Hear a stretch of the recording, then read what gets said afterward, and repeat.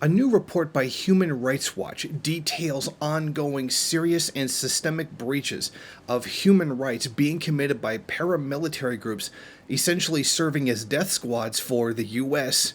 inside of Afghanistan, are taking place. In other words, crimes against humanity, killings, etc., are being carried out by paramilitary forces that were trained and equipped by the CIA inside the country. And there's dozens of cases of serious abuses that have been taken place from these groups between 2017 and 2019.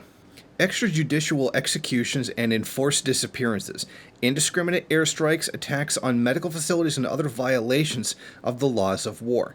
Starting around 2017, we heard increasing reports about civilian casualties and possible violations of the law of war in night raids. We saw attacks on medical facilities, on people who were not necessarily fighters, or if there were fighters present, additional attacks on civilians. Prisoners being executed, people being killed with their hands tied behind their backs, children being shot in the head in the middle of night operations. There is really no question that conduct like this violates the laws of war. Now, the organization says that a lot of these incidents happen as a result of faulty intelligence that are being given to the groups. And in many of these cases, they claim that it's coming from rivals inside the country, enemy fighters, like the different warring groups are telling the United States or these CIA assets that the other group is carrying out these attacks. So the CIA goes in with these militias and ends up killing a bunch of people who didn't do anything wrong. In other words, a lot of these warlords are using the U.S. to attack their own allies by making up allegations against them. In other words, these U.S. military proxy, actually not even proxy forces, they work for the U.S. government, are essentially being served as a private army for a lot of these warlords inside of Afghanistan.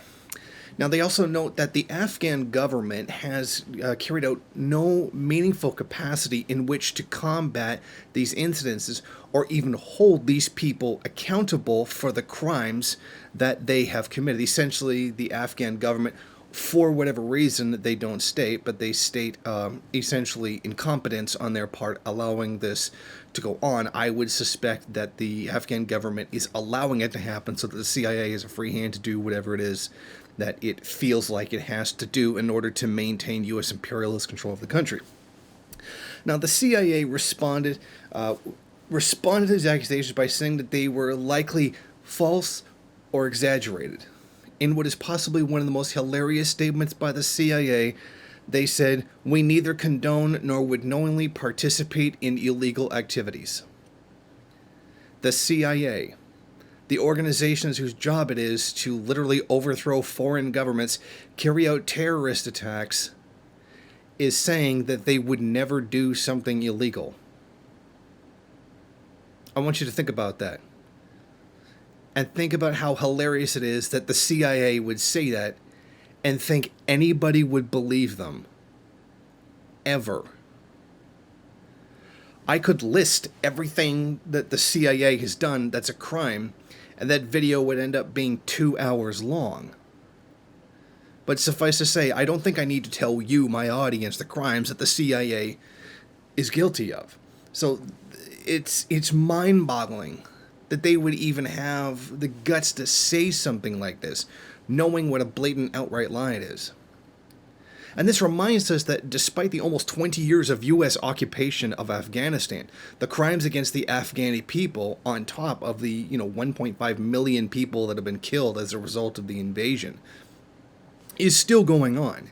And that it's not just killings, there's random attacks, suppression of rights, etc., and a million other things that have been going on in this, and it's all very much tied up in the character of what is imperialist invasion of the country. This is how it works. This is what it does. This is the beast that imperialism turns men into that Che Guevara spoke about.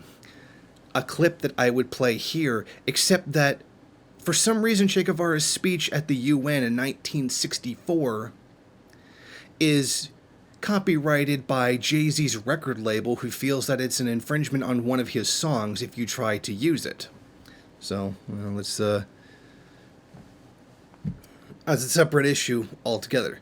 But this report by Human Rights Watch certainly does show that there has been a tremendous ongoing effort to systematically violate the rights of the Afghan population, which, in my personal belief, is intended as a terroristic effort to suppress the population of Afghanistan. Thank you for watching. If you like this program, then please head over to my Patreon page and set up a monthly donation. It's your donations that keep this program running. Also, if you would like, please rate, comment, subscribe, and share in various social media.